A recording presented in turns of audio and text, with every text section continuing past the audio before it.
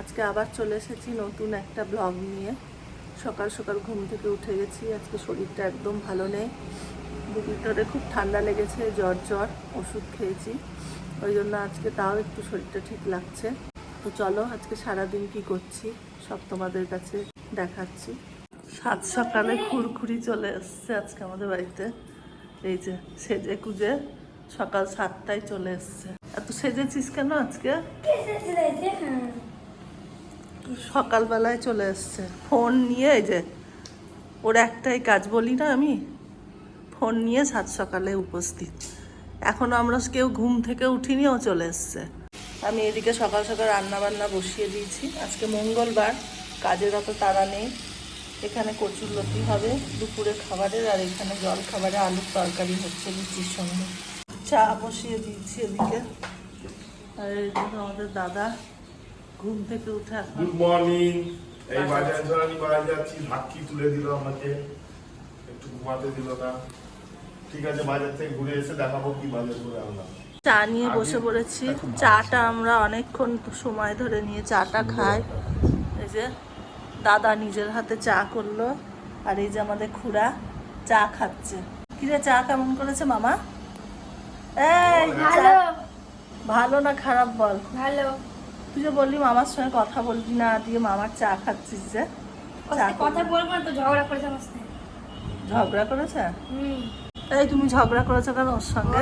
আমার পায়ে পায়ে ঘুরছে আর চিমটি কাটছে আমার পায়ে, জানো? গায়ে গা লাগি ঝগড়া। শুধু ঝগড়া। ওকে একটু বললাম যে এই কর ওই কর, ও কিছুই করছে না। সারাদিন ঠিক আছে, এরা ঝগড়া করুক, আমরা চা খাই। ঝগড়া করতে করতে নিজের চা নিজেই খেয়ে বলছে দারুণ হয়েছে। না সত্যি করে ভালো চা করে ও, ওই জন্য ওই সকালের চাটা করে। চা না জানিস না, বেকারির বিস্কুট দিয়ে আমরা সকালবেলায় চাটা খেতে খুব ভালো লাগে। চাটা খেয়ে নি, তোমরাও সবাই বাড়িতে চা খাও।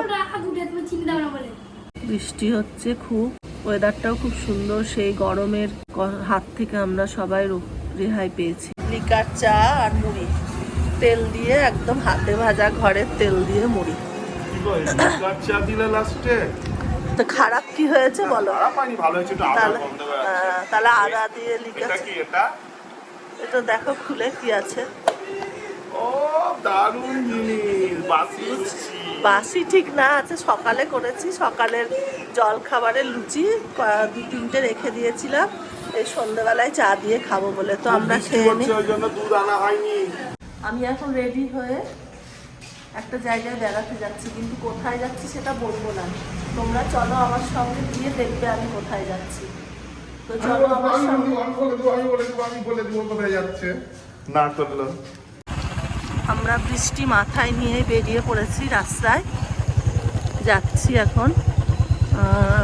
আমার বর যাবে, বিয়ের একটা বৌভাতের নেমন্তন্ন আছে, সেখানেই যাবে। আর আমি যাব যেই জায়গায়, সেখানে গিয়ে আবার তোমাদের দেখাবো আমি কোথায় যাচ্ছি। সুন্দর ওয়েদার, হালকা হালকা বৃষ্টি পড়ছে, ভালো লাগছে। আমরা বৃষ্টিতে ভিজতে ভিজতেই যাচ্ছি, খুব মজা লাগছে রাস্তা দিয়ে যেতে।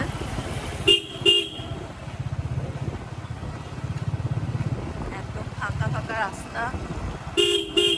আমি চলে এসেছি কলিংবেল বাজারে। এবার দেখো কোথায় এসেছি।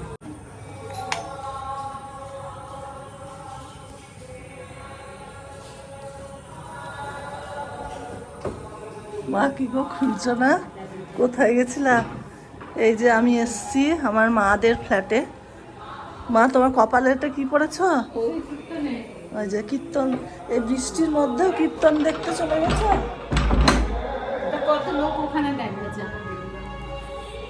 এই এলাম, চলো তোমাদের একটা জিনিস দেখায় আজকে।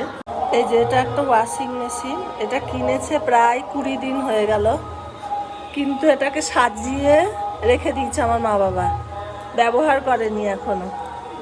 ভয়ে নাকি ওরা ব্যবহার করছে না। কি অবস্থায় যে ওয়াশিং মেশিনটাকে কিনেছে, ঠাকুরের মতো পুজো করছে, সাজিয়ে রেখে দিয়েছে, এখনো ওটা ব্যবহার করে 20 দিন হয়ে গেল। কি অবস্থা। চলো দাদাও ঘুমিয়ে পড়েছে, আমিও ঘুমিয়ে পড়ি। তোমরা ঘুমিয়ে পড়ো, আবার দেখা হবে নেক্সট ব্লগে নেক্সট দিন।